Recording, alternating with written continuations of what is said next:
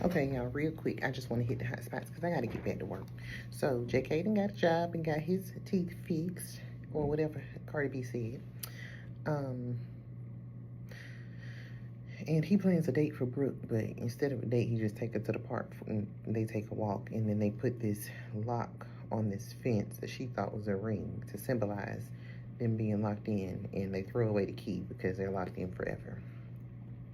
Brooks tells him he needs to talk to his dad about always being on that phone with Alex, and he said he will, but he came back here and promises. Joella's grandma told her to stop letting Demadric play with her and move on and leave them people alone. Same thing I told him. Q and Demadric go to his parents' house for her to pretty much lie and say she didn't do nothing. She did it. I'm sorry. And then, I don't know. I feel like she did it. Allegedly. That's what I'm supposed to say. Um, Bianca and Daniel have broken up and they're now roommates. Daniel's friend said, oh, he knew this wasn't going to work. Bianca's a kid. Bianca got in her mind that Daniel will be back. He's just upset right now. Daniel said he's been talking to a couple girls on the Tinder, and he is going to continue to. But he did tell his friend that he would be respectful and not bring another woman into the house. Troy and Zaria and his baby mama all get on my nerves. I don't know what the baby mama is holding on to. I don't know if something happened off camera with her and Zaria. I don't understand her problem with Zaria. I ain't gonna say I don't like. Zaria's not my favorite person, but I don't think she would do anything to harm that child.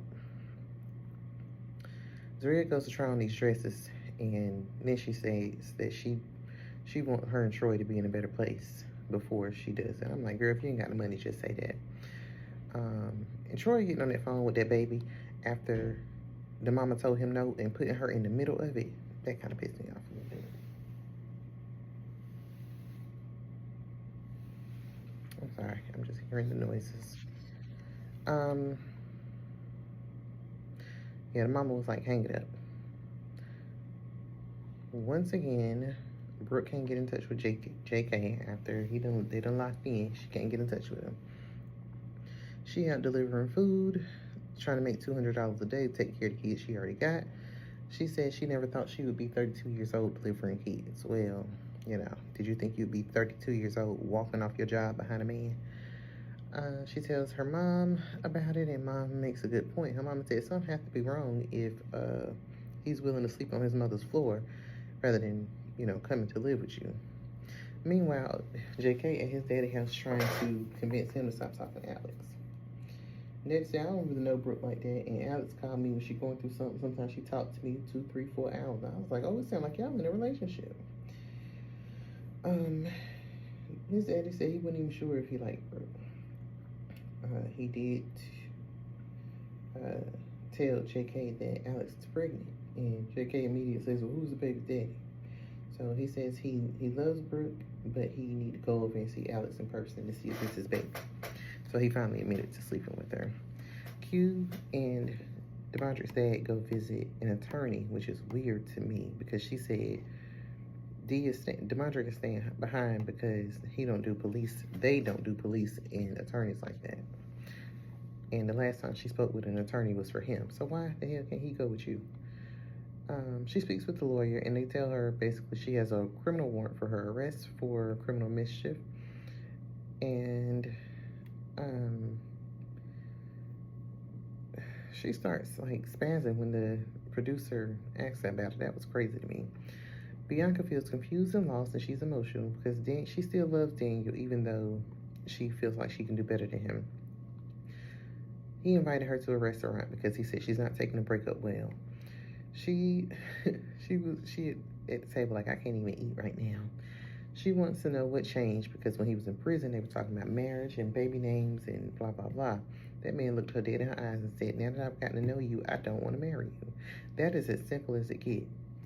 She gonna ask him why. It don't matter why.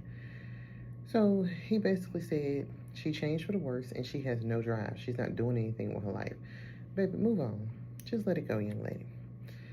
He said the attraction is gone and he called you a bee and an airhead. Then he said, you are not it, honey. It was real sassy. He said she's impulsive for thinking that this would work because he's an addict. He then admitted to doing all of this so he didn't have to go to a halfway house, which that made me feel some type of way about him. Because she moved several hours away from home for you to play in her face like this. She said, "Are you serious?" And he just flatly said yes.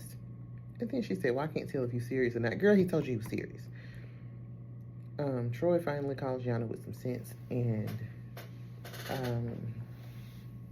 asked if he could see baby Troy, if baby Troy could come to his father's memorial. And she eventually agrees and he invites her too. So I hope this goes well because he then calls Zaria and tells her about it and asks her to come down. She's like, "So you just run out of here without me and I'm supposed to drop everything I'm doing?" Now it's not the time, Zaria. And that friend of hers, I forgot her name, but she is a bad influence because Zaria need to keep her out her business. Like, she's way too into it. He should have told Zaria that he invited Yana, though. Q is on her way home, and she's telling DeModrick's dad about the appointment with the lawyer, and it just dawned on me that he didn't go in. So I'm like, if you were going to go in alone, you could have gone alone. Meanwhile, D is at Kiana's house. DeModrick is at Kiana's house with Joella and all the kids. Joella is trying to figure out who did that to her car. She pulls the camera and sees DeModrick walking up and down her driveway on the night of. So I'm like, you didn't think to look at the cameras before you went and pressed charges on somebody? He says the video proves nothing. It's just an accusation, is what he said. Apparently, this happened the night that they talked about, Joella and DeModrick talked about Kiana putting her pictures in her lingerie on Facebook. Now, I really believe it was Q because they had intercourse after that. He went back in the house. They did what they did, and I feel like Kiana knew that, and she went and got revenge. So Kiana and DeModrick's dad, they pull up to Kiana's house, and then, girl, they cut me off. I was waiting to see how she was going to feel about that woman being in her backyard. Will says he has nothing to say to Courtney. She hands him the papers with the ring that she drug through the mud. I'm just glad this is over. They argued and got on my nerves, but when she got mad because he said in the confessional, he said it would be an exercise in futility for us to talk about, and she was like, "An exercise? You think we in therapy? We are not in counseling." He said, "I was agreeing with you." And I would have said, "I was agreeing with your dumb ass." That's how he should have said it. And she was just like, "Oh."